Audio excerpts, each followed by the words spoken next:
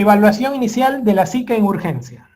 Acá en estas pequeñas preguntas caen la mayoría. Por eso que he puesto esta lámina de una manera tal más estratégica que los familiarice a usted. Muchos de ustedes están haciendo muchas labores médicas de manera muy activa. Ahorita muchos están trabajando. Entonces es importante definir algunos conceptos. En primer lugar, el CAP. Para definir la vía aérea, circulación, todo, el CAP, ¿no? Siempre hay que cuidar el CAP, ¿ok? Esto es muy importante en el paciente, ¿no? Y sus funciones vitales. Una vez que venga un paciente con dolor en el pecho de la emergencia, es lo primero. ¿Qué tenemos que sacar de la historia preliminar y del examen? Siempre que entre por dolor en el pecho, piensa en el dolor. Hazle una historia previa, si antes ya tuvo dolor. Ese dato es muy clave.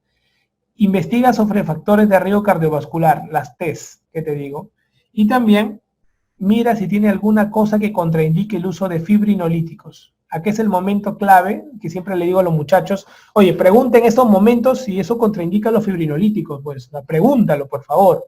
Entonces, ese dato nos gustaría bastante. Otro, después de esto, EKG, de 12 derivaciones, ¿ok? Lógicamente, si la EKG al inicio sale negativa, tú lo puedes volver a repetir. Se puede repetir una EKG. ¿Cada cuánto tiempo, chicos? ¿Cada cuánto tiempo puede repetirse? Cada 15 a 30 minutos. Tú lo puedes repetir. ¿Ok? Si tú ves que la sospecha es alta. ¿Ok? Si ves que la sospecha es alta, tú lo puedes repetir. ¿Ok? Otra. Equipo de reanimación llevado a la cabecera, lógico. Siempre tienes que tener un equipo de reanimación en la cabecera. Monitor cardíaco conectado al paciente. Tiene que haber un monitor, a nada que, oye, ¿y ese paciente qué es? No, estamos monitorizando, quiere tener con infarto. ¿Y sus chupones? Tienes que monitorizar, tienes que monitorizar. Oxígeno administrado según sea necesario. Pregunta, ¿cuánto debe tener un infartado la saturación del oxígeno? A ver, pregunta a la audiencia. Tenemos que buscar que sea mayor de cuánto.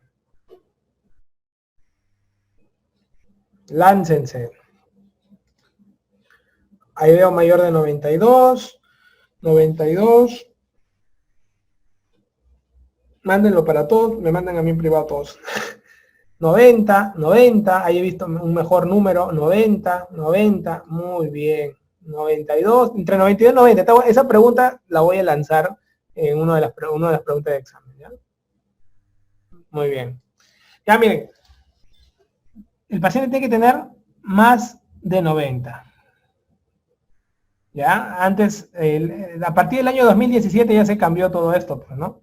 Se hicieron unos estudios grandes en el cual no se vio diferencias en los de 92, 94, 93, 95, o sea, no hubo diferencia. Pero sí cuando era menos de 90. Entonces buscamos que darle oxígeno cuando la saturación es menor de 90, cuando es menor de 90 le das oxígeno. Entonces cuidemos que siempre la saturación de nuestro paciente sea mayor de 90. Acceso intravenoso, sí hay que ponerle un acceso intravenoso y para también análisis de sangre, ¿no? Para pedirle marcadores, pues chicos, marcadores cardíacos, electrolitos, tienes que pedir, por ejemplo, pruebas de coagulación, ¿no? Básicamente INR, plaquetas, perfil de coagulación que te miden el TP y el TTPA, ¿no? ¿Por qué? Porque si lo sometes a una intervención te va a ayudar, pues. Y un perfil renal, que básicamente es creatinina y urea. ¿Por qué pedimos creatinina y urea? A ver, pregunta a todos, ¿por qué le pedimos creatinina y urea a los pacientes que llegan con dolor en el pecho de la emergencia? ¿Por qué creen? ¿Por qué pedimos creatinina y urea? Láncense, sin asco. ¿Por la CPK? No. ¿Por qué creen que se pide? Sin miedo, ¿ah? Mándese nomás. Pedimos creatinina porque nosotros le vamos a meter contraste. Cuando metamos contraste vamos a pintar las coronarias. Y por ahí podemos encontrar que si la creatinina está muy elevada, puede tener una insuficiencia renal y eso es factor pronóstico también. Entonces, por eso es importante. Siempre se tiene que dar 3 tabletas de aspirina de 100. Siempre entre 150 y 300 es la dosis. 325, 150, 160 a 325. Entonces, con 3 tabletas ya estás dentro de ese rango, pues, ¿ya? Si ya tomó en su casa, ya no le das, pues, ¿no? A menos que tomó, a menos que no haya tomado, ¿no? Los nitratos, tengan cuidado. Los nitratos los pueden colocar sublingual si quieren, no hay ningún problema para el dolor. Tengan cuidado, eso sí, tengan cuidado si tomó Viagra, ¿no? O sea, siempre, ¿por qué buscamos calmar el dolor? Porque el dolor va a bajar la presión arterial. O sea, si hay dolor, la presión está arriba. Entonces, si tú le bloqueas el dolor, la presión va a caer. Por eso es que bloqueamos esto. Y otra parte también es porque por el efecto del simpático, que va a hacer más trabajo cardíaco. Por eso es que bloqueamos el dolor nosotros. Y lo hacemos primero con nitratos y luego con opioides. Y al final con morfina. Pero nosotros nos hemos dado cuenta, la práctica nos ha enseñado, opioides mayores me refiero, de frente la morfina, opioide mayor. Entonces, del nitrato, si no agarra, de frente nos vamos con la morfina, opioide mayor. ¿Ok? La morfina. Normalmente damos morfina de 2 a 4 miligramos y luego con intervalos de 15 minutos podemos dar de 2 a 8. Lo que tú quieras, pues, ¿no? Pero es importante. Ahora, tengan cuidado con el uso de nitratos en 2 situaciones. Ya esta es pregunta de examen, ¿no? Tengan cuidado en la primera situación, el Viagra. Si ha tomado Viagra las últimas 24 horas, el paciente puede tener una hipotensión brava. Es el primer miedo. Y el segundo miedo es que los nitratos tienen que tener cuidado si el infarto también es del ventrículo derecho. Si el infarto es del ventrículo derecho, que tiene hipotensión, el nitrato puede empeorar la hipotensión. O sea, mira cómo es importante el EKG. El EKG, por un lado, te va a hablar si tiene infarto de ventrículo derecho. Y a otra cosa, pregunta si ha tomado Viagra. Porque si ha tomado Viagra las últimas 24 horas, ya no vas a ir por el camino de los nitratos, te irás por la morfina. ¿Ok? Entonces, es importante esos pequeños detalles que les digo en esta lámina. En esta lámina están los errores más grandes del estudiante, en este caso del residente primer año, cuando ya ingresa, ¿no? Y las preguntas más yucas se le hacen a esta lámina, que es la evaluación inicial de urgencia, cuando estás solito contra el mundo, ¿ya? Por eso que la incrusté dentro del estudio de los cuadros agudos. Muy bien, acá ha habido preguntitas también. Entonces, vamos a acabar con la angina inestable y el IMA-ST no elevado, para luego al final matarnos con el IMA-ST elevado. Entonces, tenemos los cuadros de Zika con ST no elevado. Lo más frecuente es placas complicados. Que hay una trombosis, es lo más frecuente, chicos, ¿no? Se trombosó, pues, hizo un infarto ST no elevado, no se tapó todo, por eso es que es ST no elevado. En la angina de Prinzmetal, que es un espasmo coronario, está involucrada dentro de los ST no elevados también. Pero si se mantiene el Prinzmetal, se puede convertir en un ST elevado. O sea, también es importante manejar ese sentido, ¿no? El paciente viene con la clínica y tienes que aprender a clasificar. Esta es pregunta de examen, ¿ya? Pregunta de examen. Justo es una pregunta de las que vienen del pretest, ¿no? Tenemos 4 tipos de angina inestable.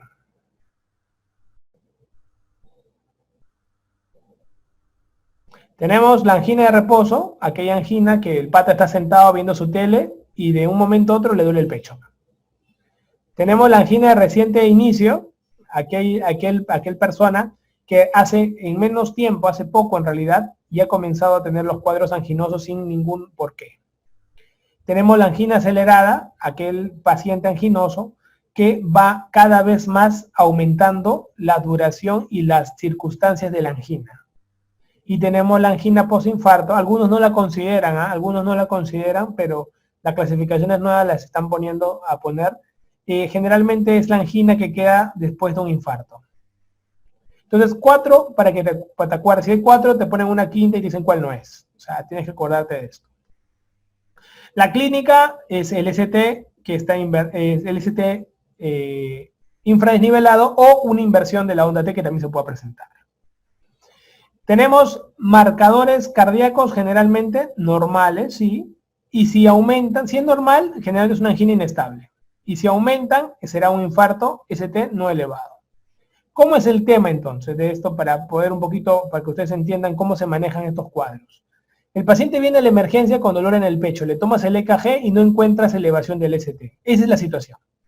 Entonces, en la evaluación clínica, que es el paso número 1, ustedes tienen que ver la calidad y el tipo de dolor torácico, ¿no? Ya definen qué es infarto, sí, me parece que es un dolor torácico tipo coronario, así que pienso que va por ahí el tema.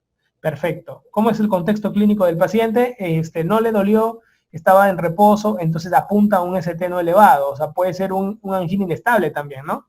Probabilidad coronaria, sí, el paciente fumador, diabético, hipertenso, todo, listo. ¿Lo has examinado? Sí, lo he examinado. ¿Algo normal? No, no tiene nada normal, está parado, normal, le duele un poco el pecho y está parado en la emergencia. Perfecto. Tomamos el EKG. ¿En cuánto tiempo se tiene que tomar el electrocardiograma en un paciente que viene por un Zika? Pregunta de examen. En menos de 10 minutos. ¿Ok? En menos de 10 minutos se tiene que tomar rápidamente un EKG. Luego que yo he tomado el EKG, yo voy a definir diferentes cuadros. Ahorita me voy a enfocar al Lima ST no elevado. Y lógicamente me sale pues que no, es un no elevado. Entonces yo tengo que más o menos pensar y van a haber diferentes características que uno tiene que tener en cuenta.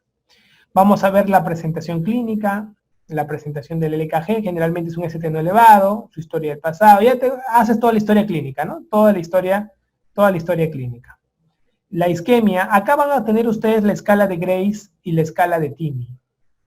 Ambas son escalas de riesgo que se utilizan para estratificar a los pacientes, que no tiene fines de la clase, porque nunca han preguntado un Grace ni un TIMI, solamente para que les suene que dentro de la angina, de la angina inestable y dentro del infarto ST no elevado, dentro de ese bloque, se valoran lo que es el Grace y lo que es el TIMI, ¿no? Básicamente, infarto ST no elevado.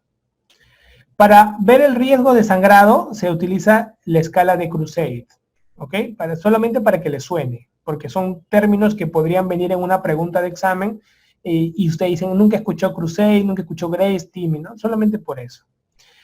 Igualmente, adicional información que nos pueden dar de acuerdo a la imagen y todo, dentro de los protocolos estandarizados. Si se dan cuenta ustedes están haciendo hasta escalas, están evaluando un montón de cosas. O sea, tienen tiempo, ¿no? Sí, exacto. Acá tenemos tiempo. En el ST no elevado tenemos tiempo. Pero, es importante definir un tratamiento médico y un tratamiento invasivo. O sea, no porque ha tenido una angina inestable y un ST no elevado, yo no le voy a dejar de hacer cateterismo. No, también va a venir, pero no tan inmediato como cuando es un ST elevado. Entonces le inicio su tratamiento médico, básicamente su terapia antiisquémica, sus antiplaquetarios y su anticoagulación, ¿no? Las 3 A's, ¿no? Antiisquémico, antiplaquetario y anticoagulación. Le inicio mi cóctel básico de las 3 A's. Y luego defino la estrategia. Y para definir la estrategia, chicos, nos tenemos que basar en esto. En los criterios de alto riesgo primario, alto riesgo secundario. Y para esto voy a tener que evaluar cómo voy a intervenir a mi paciente. Si mi paciente es de un riesgo isquémico muy alto, si es de isquémico alto, si es intermedio o si es bajo. ¿De acuerdo a qué voy a medir esto, doctor? Ahí me sirve el Grace, pues. Ok, ahí me sigue el Grace. Si yo tengo una angina inestable, que el pata le estoy dando morfina y le sigue doliendo, angina refractaria, que se descompensa, está con edema agudo de pulmón, parece, insuficiencia cardíaca descompensada. Incluso tiene unas arritmias, el pata está en súper alto riesgo. En él yo no voy a esperar mañana, pasado, a hacer el cateterismo. Lo trato de hacer en las primeras 2 horas. Y así voy aprendiendo a derivar quiénes entran a 2A24, quiénes hacen las primeras 72, a quienes no le voy a colocar de repente de primera intención.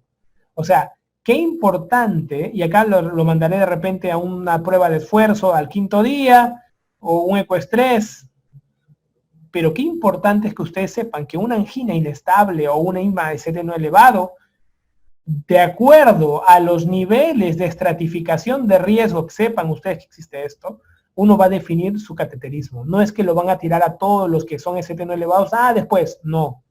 Tienen que aprender a definir. ¿Cuántas veces me ha pasado que he pasado por el servicio de cardiología y he visto pacientes con dolor en el pecho que tenemos que intervenirlos de emergencia porque el paciente no mejora con el tratamiento médico, le hacen angioplastía y no logran atravesar la lesión y bueno, lo único que le queda es hacer revascularización. Entonces, ¿cómo defines tan rápido todo esto? Sabiendo en qué momento pides los exámenes. A ustedes con fines de pregunta examen de residentado no les va a venir esta estratificación ni nada, pero quiero que sepan que el pilar inicial del manejo es la anticoagulación, la antiagregación, la terapia antiisquémica y van a definir si usan una invasión, una estrategia invasiva, de acuerdo a los riesgos a los cuales se somete el paciente. Que eso es lo único que quiero que sepan como concepto. No quiero que se memoricen, no quiero que se aprendan, porque no es rentable. No es rentable, pero sí quiero que sepan. ¿Ok? Entonces, el tratamiento que vamos a dar para nuestros pacientes con angina inestable versus IMA-ST no elevado es el oxígeno, si satura menos de 90, se aplica igual. Calmaremos el dolor con nitratos opiáceos, beta bloquearemos, sí, lo ideal es que cuando tú tienes un infartado, le des beta bloqueante para mantener frecuencias cardíacas cercanas a 60. Siempre los infartados nos conviene tener frecuencias cardíacas cercanas a 60 para que el corazón no se agote. Si yo tengo un paciente que tiene una frecuencia cardíaca muy descompensada, más de 100, por algo está teniendo más de 100, o una presión caída en el piso, menos de 90, o es muy mayor, en esos pacientes tratamos de no usar beta bloqueantes de inicio. Tratamos de no usarlo. Incluso también evitamos el uso en pacientes que han tenido generalmente un evento coronario, por origen de vasoespasmo, vasoespasmo. ¿Ok? En ellos también como que un poquito le evitamos. Por ejemplo, aquellos que han consumido cocaína y han hecho infarto o aquellos que han hecho un espasmo por una Prince Metal, ¿no? Entonces tratamos de evitar su uso de origen por vasoespasmo. ¿Ok? La monitorización cardíaca es continua y estratificamos riesgo. La palabra estratificar riesgo se va a ver mucho en estos cuadros de ICA-ST no elevado. A ver, hemos hablado de los antiagregantes, de los anticoagulantes, ¿no? Antiagregantes, anticoagulantes, como parte, digamos, de la terapia y también de la parte antiisquémica, ¿no? Antiisquémica, ¿ok? Entonces, dentro de los antiagregantes usamos aspirina y clopidogrel, ¿no? Ambas usamos, ¿ok? Cuando hacemos cateterismo, usamos 8 tabletas, ¿ok? Si no hacemos cateterismo, es un cuadro agudo, usamos 4 tabletas nada más y 3 de aspirina. Siempre de inicio nos sirve mientras más metamos estos fármacos es mucho mejor. Siempre es así. ¿Saben por qué? Les comento.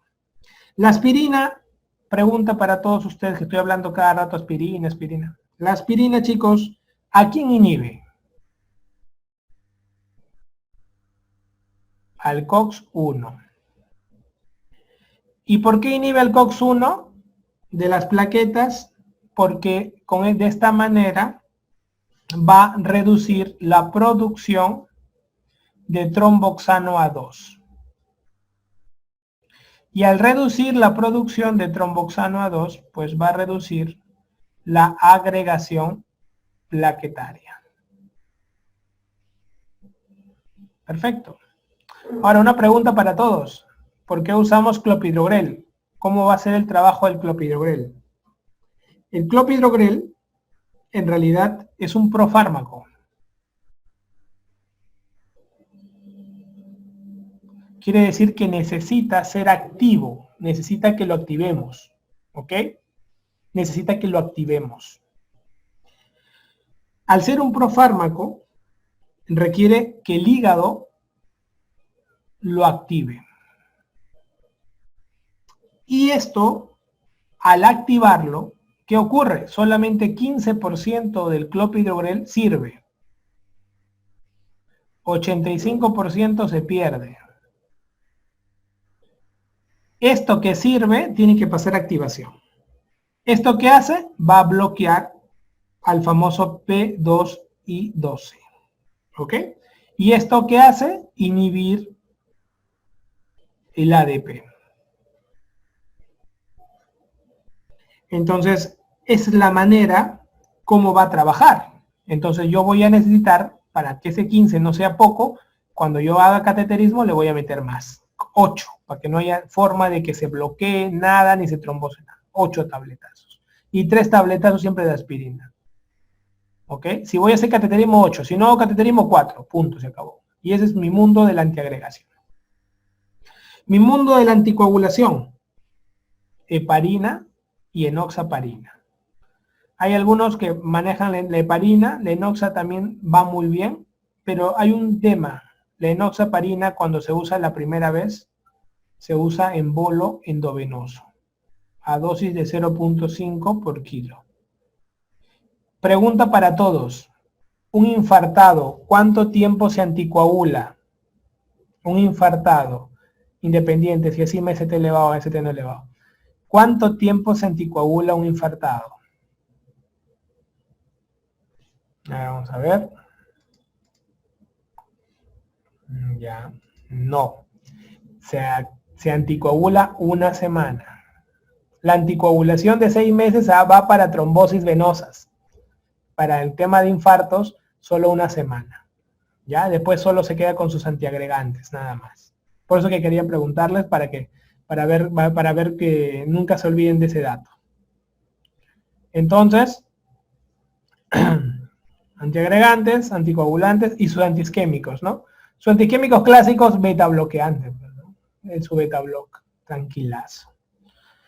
Efectos antiinflamatorios, bueno, se ha visto que las estatinas tienen efectos pleotrópicos. Los inhibidores GP2A, 3BA, 2B3A no se usan mucho en nuestro país.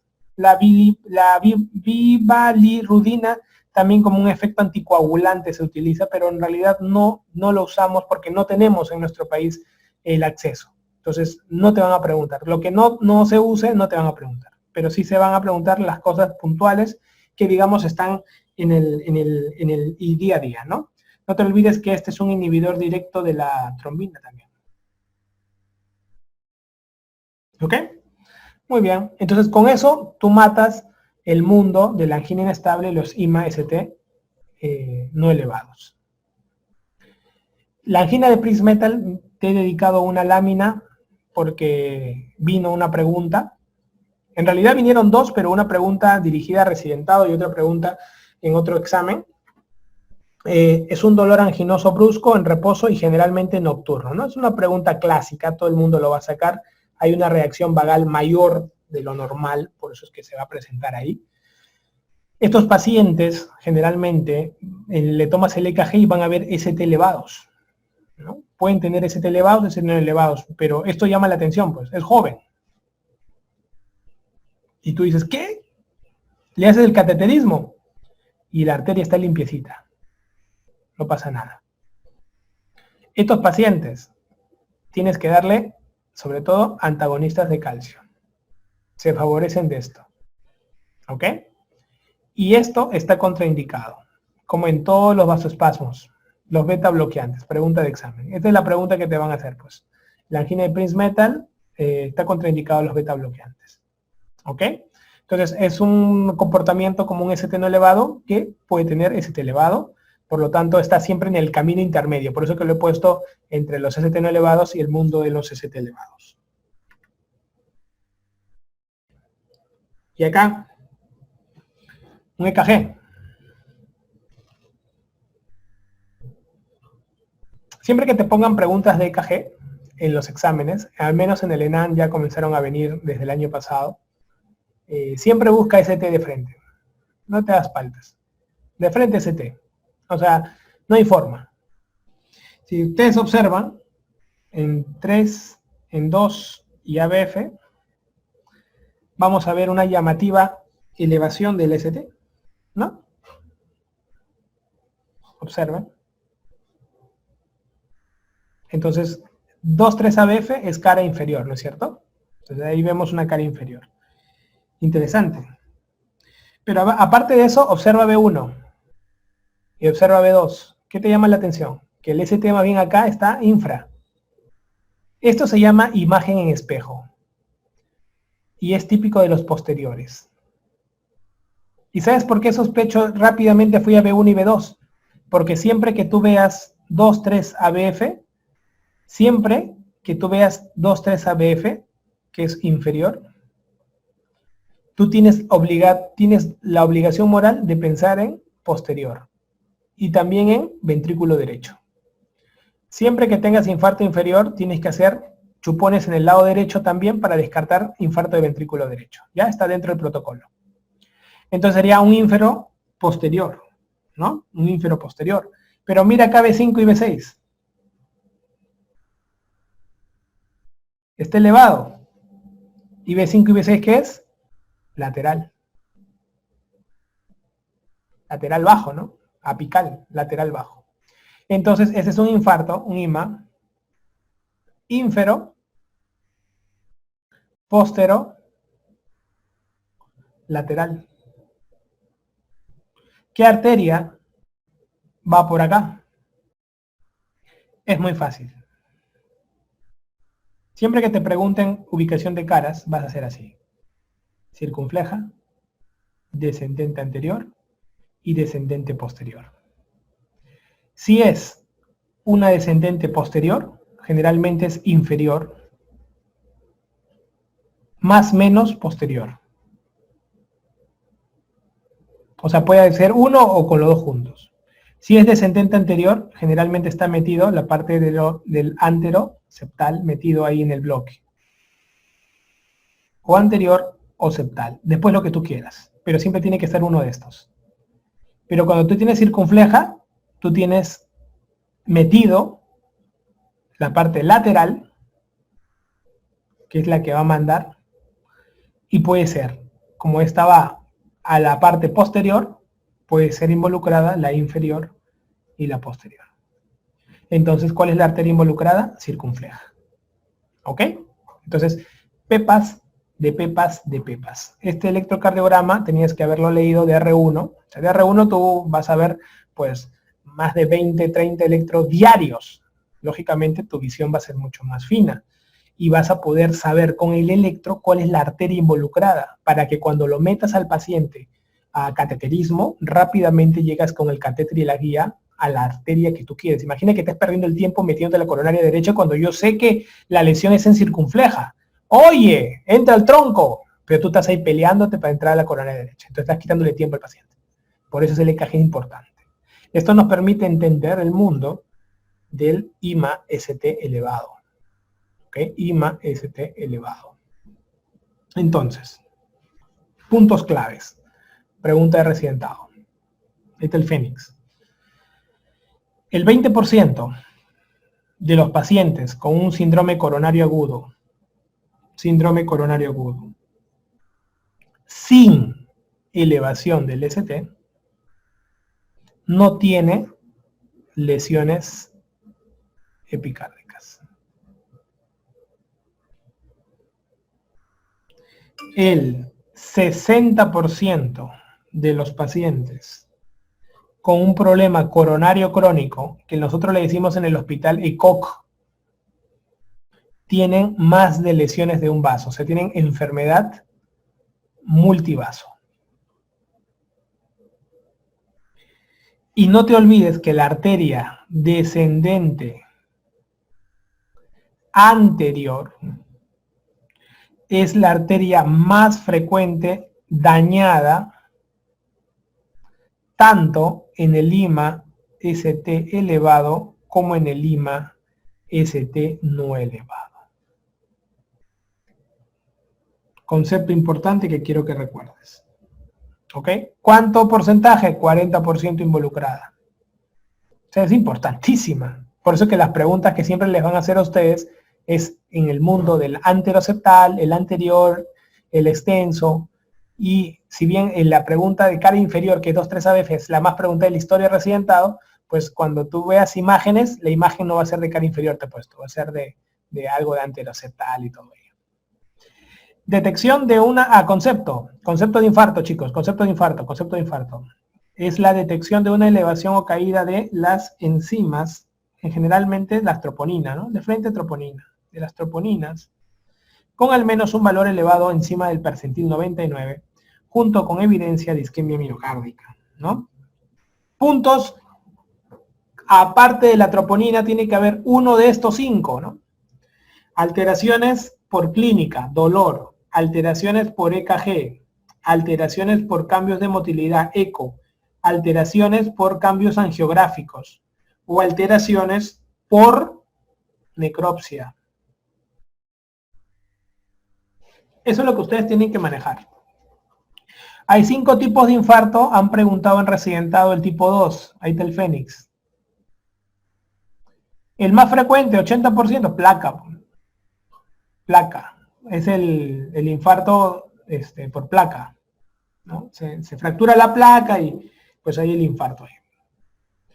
El tipo 2 se da por desbalance de oferta y demanda. Lo vemos en los pacientes que tienen anemia y los pacientes, por ejemplo, renales crónicos, enfermos renales crónicos, que tienen anemia también y hacen esto. Los cocainómanos, cocaína, porque hace vasoespasmo. El tipo 3, Juan Gabriel, falleció y no se encontró su cuerpo nada más tirado, entonces muerte súbita. Tipo 4, estás haciendo una angioplastía para mejorar y empeoras la situación. Y tipo 5, estás haciendo una cirugía para mejorar el infarto y terminas empeorando, ¿no? O sea, si algo te van a preguntar es la tipo 1 o la tipo 2. ¿Ok? Causas de infarto, pues facilito. Placa complicada, que tú ya lo sabes muy bien toda la fisiopatología. Embolia, disección, vasoespasmo con todas las causas. Es muy sencillo que lo puedas resolver. La clínica, el dolor. El dolor del infarto es igual que el dolor de cualquier coronaria. No es porque es infarto el dolor es mayor ni nada. O sea, nada. El dolor es un dolor opresivo. Es un dolor que puede tener con o sin síntomas vegetativos. O sea, puede ser que tenga sudoración o no, taquicardia o no. Esos son los síntomas vegetativos. Náuseas o no, o sea, no es un característico, ¿no? Pero sí es importante la irradiación. La irradiación de todas las características del infarto, la irradiación es el más importante. ¿Por qué? Porque se irradia a la mandíbula y a la muñeca izquierda de manera muy característica. E incluso el paciente no puede abrir bien la mandíbula y habla como un poco con dificultad, como si fuera un poco disártrico, ¿no? Bla, bla, y tú le dices, ¿por qué? ¿Qué tienes en la lengua? No, me siento un poco así medio lento, no ya puedo, así habla. Entonces, típico la irradiación dentro de las características del dolor dentro del paciente infartado, ¿no?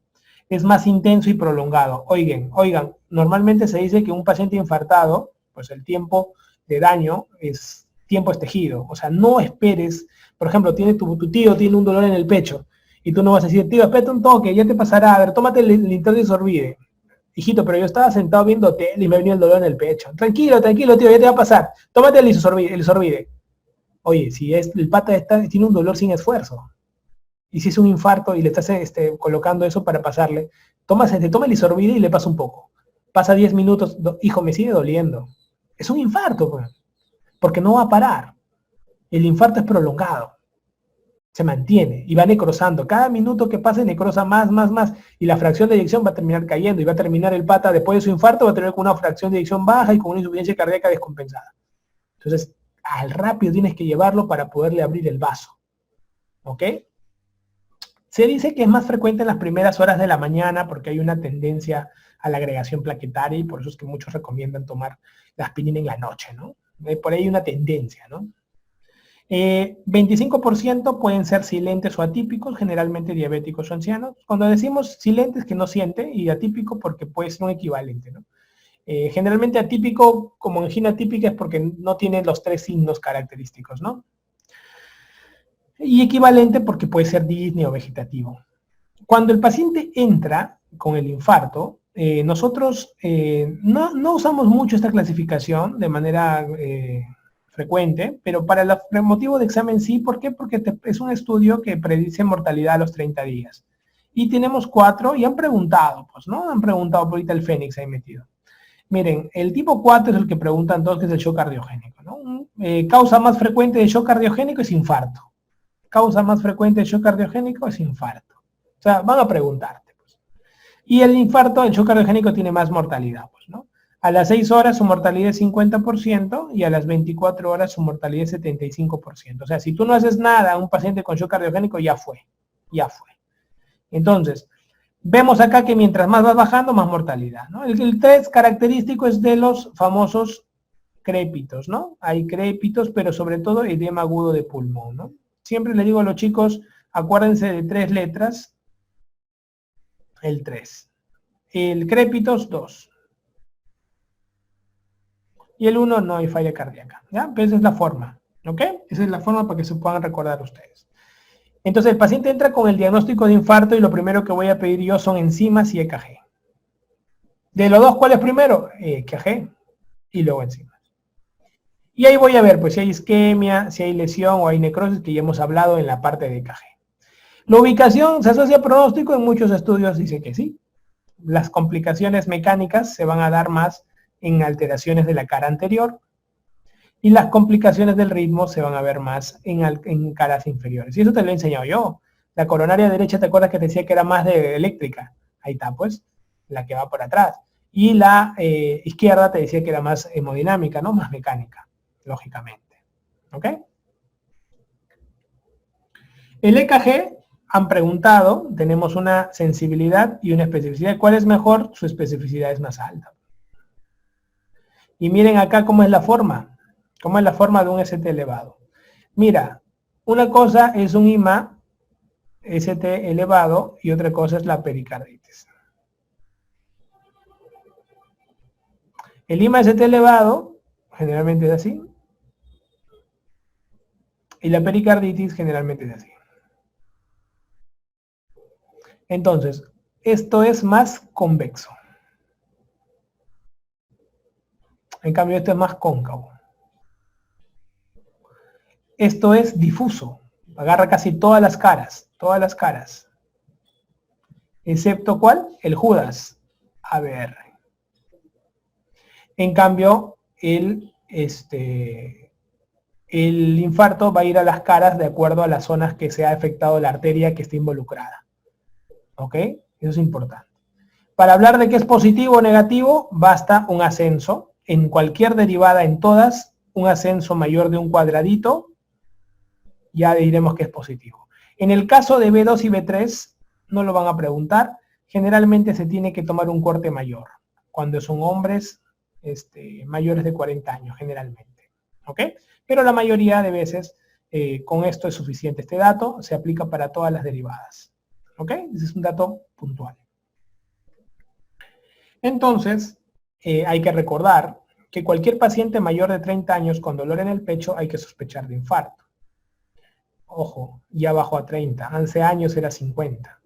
Cualquier paciente mayor de 50 con cualquiera de los siguientes, por ejemplo, disnea, estado mental, alterado, cualquier cosa que tenga mayor de 50, puede sospechar y tomar un EKG. Esta de acá, estas son las tres indicaciones de cuándo pedir un EKG en el triaje. Porque a veces tú vas a pedir el EKG, por ejemplo, viene un pata de 34 años y te dice, oye, me duele el pecho, te dice, ¿no? Entonces la gente dice, oh, pero este pata es joven, o no pasa nada. Y tú dices, no, tiene más de 30. La guía actual dice con más de 30 cuando duele el pecho, ¿por qué no? ¿Por qué no? Y lo puedes hacer. En cambio, si tú ves que viene un señor de 60 años que viene con trastorno del sensorio nada más, y tú dices, también le pido EKG, y la gente dice, oh, pero ¿por qué pide EKG si viene por trastorno del sensorio, que tiene por infarto? Nada. Tiene más de 50 años con trastorno, también es una indicación de EKG. Entonces, son detalles que tú tienes que aprender, no solamente para el examen, sino también para la vida, para tu desenvolvimiento. Cualquier paciente mayor de 80 años, cualquiera, mayor de 80 años, con cualquier tipo de cosa, que venga a una urgencia, siempre tienes que descartar también con un EKG, ¿no? Lo más frecuente es dolores abdominales, náuseas, vómito, en mayores se asocia mucho a infartos ocultos. Entonces, de acuerdo a la clasificación topográfica del corazón, uno va a poder saber ante qué tipo de infarto puede estar. ¿Ok? Eso es muy importante. Si yo tengo, por ejemplo, vamos a comenzar en orden, vamos a poner acá, vamos a dibujarlo.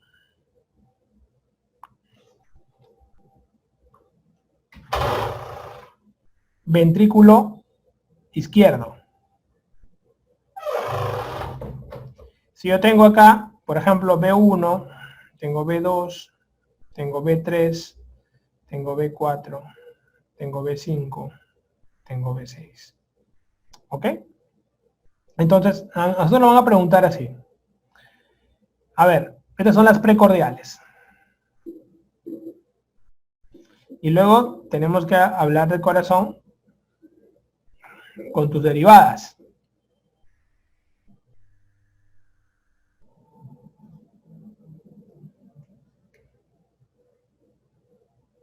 Entonces acá tenemos la 2, la 3, la 1. Acá tenemos el ABR, acá tenemos el ABL y acá tenemos el ABF. Ya bacán, mira. Entonces, si yo tengo un infarto, el que más preguntan en reaccidentado es el de cara inferior. Entonces lo que apunten abajo inferior, ¿no? Todo lo que apunte abajo. Será el 2, el 3 y el ABF. Si yo, por ejemplo, tengo, ya acabo con los de abajo, me olvido los de abajo, me olvido, y me voy ahora en orden al corazón. Por ejemplo, esto es septum, entonces yo diré septal, B1, B2. Esto es anterior. Incluso a veces agarra B2 también. Si agarra B1, y es anteroseptal. A veces puede agarrar B2, B3, B4 y tú consideras anterior nomás. Pero B1 es casi septal puro. Por eso que sería un anteroseptal, ¿no? Anterior, B3, B4. ¿Bueno? Lateral, B5, B6. ¿Ok? Lateral bajo, lo conocemos esto, ¿no? Lateral bajo. Lateral alto, D1 y ABL.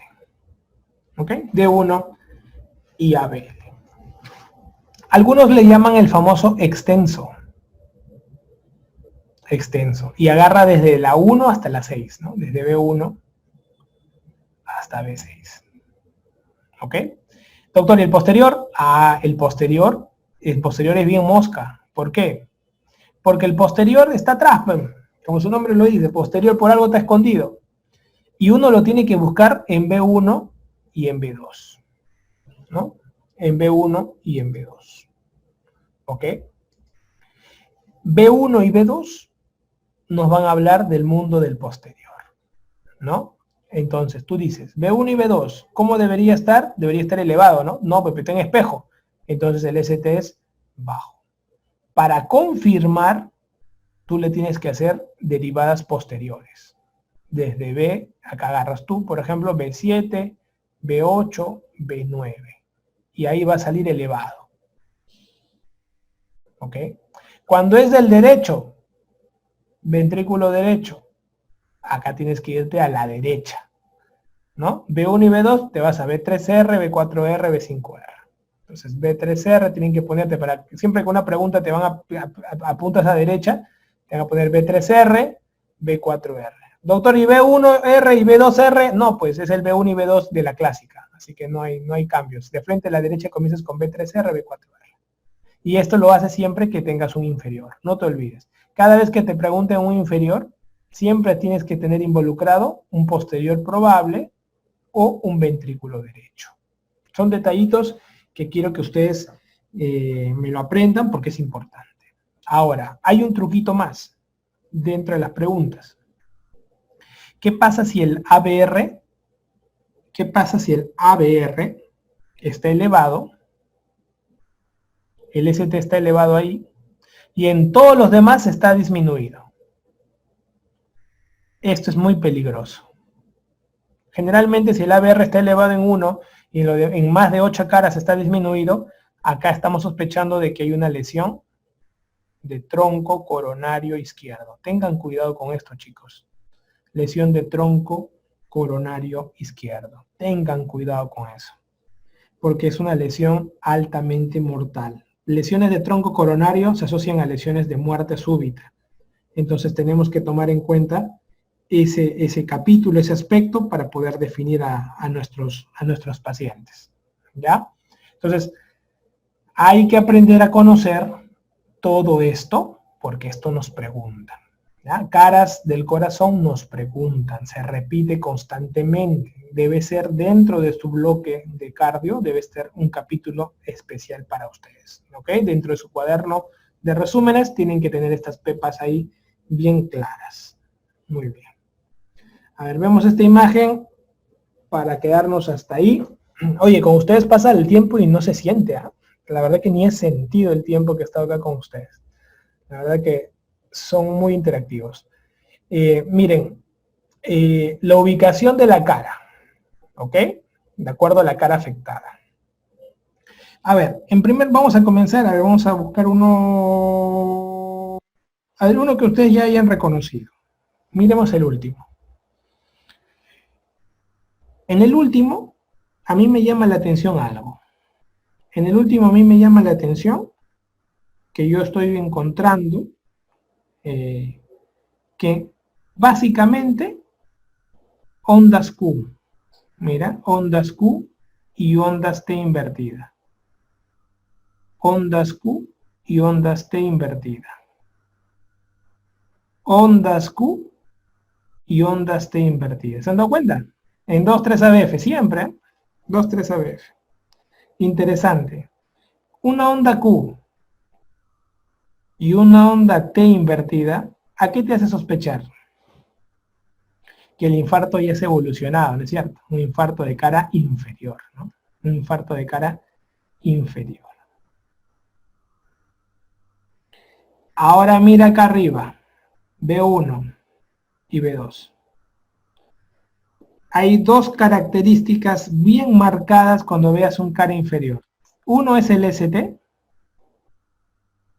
y el otro es la onda R. Cuando tú veas ondas R pitucas así recontras paradasas, ahí tú vas a decir, esto probablemente es un posterior que también está acá. Porque la onda R en espejo es como onda Q. ¿Ok? De acá sería un posterior. Y mira acá. B5 invertido la onda T. Mira. B5 y B6. Viste B4. Todo este proceso. Miren cómo está. Entonces, el paciente tiene un ínfero póstero lateral. Ínfero póstero lateral. Y justo es el que habíamos visto parecido, ¿no? Arteria involucrada circunfleja. ¿Ok? Veamos este de acá que se ve bastante sencillo. Mira de 1. T elevado el ST, como una Roma. Si tú ves de 1, tienes que buscar ABL, pues, porque siempre busca como caras sincrónicas. También está elevado. Y acá también, ¿no? También. Entonces, quiere decir, y acá también, mira, acá está, pero acá está de vuelta la onda T. La onda T solo puede estar de vuelta en ¿cuáles lugares? 2 lugares, ¿no? La onda T está invertida en B1 y en ABR. Y acá no debería estar invertida entonces. Entonces B5 también está involucrado. Entonces estamos teniendo, ¿qué cosa? Mira acá, miren acá. B2 está elevado, pero B1 no. B3, B4 está elevado. Esto es anterior. Y esto es lateral. Entonces esto es un antero lateral. Arteria involucrada, descendente anterior. ¿Vieron, chicos? Ahora, vamos a buscar otro. Miren acá. T elevado 2, T elevado 3, ABF. Interesante, ¿no? 2, 3 y ABF. 2, 3 ABF es muy importante que recuerden lo siguiente.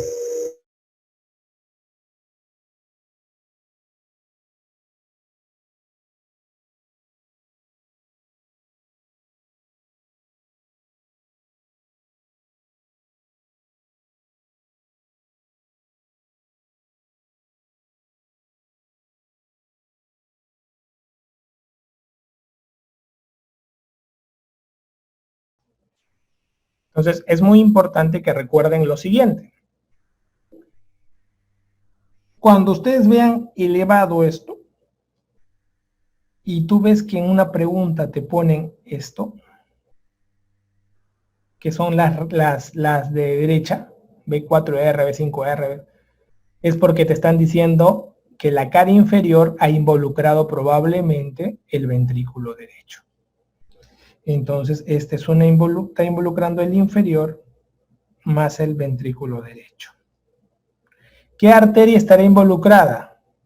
La arteria probablemente coronaria derecha, afectando hasta la descendente posterior. ¿Ok? Muy bien. ¿Y esta de acá arriba? ¿Qué opinan? A ojo de buen cubero, miren B2. Miren B3.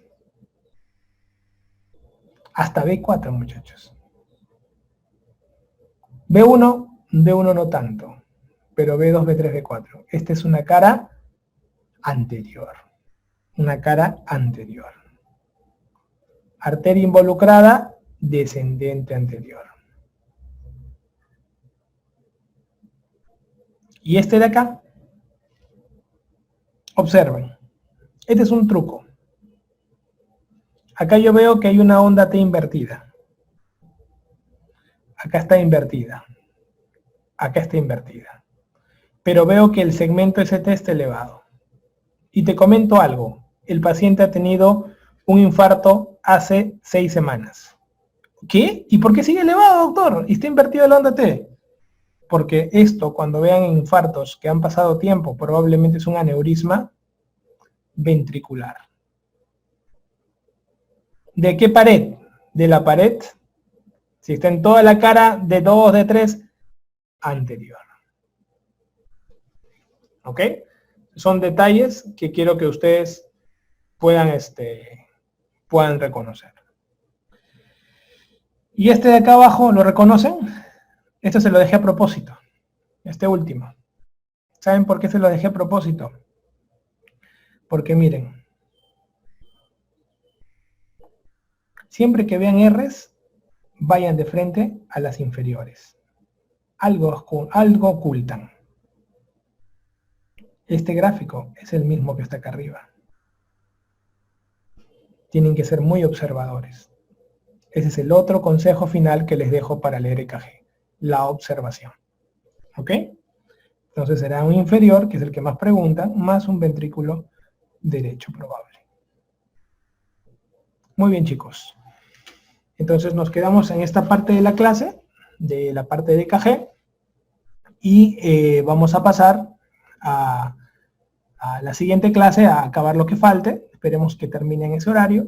Si no, de repente hacemos un adicional fuera de lo programado, pero me gusta que entiendan bien estos aspectos y que quede muy bien afincado en su cabecita. ¿Ok? Bueno, chicos, si no hay mayor consulta, eso sería todo por ahora. ¿Ok? Un fuerte abrazo a todos.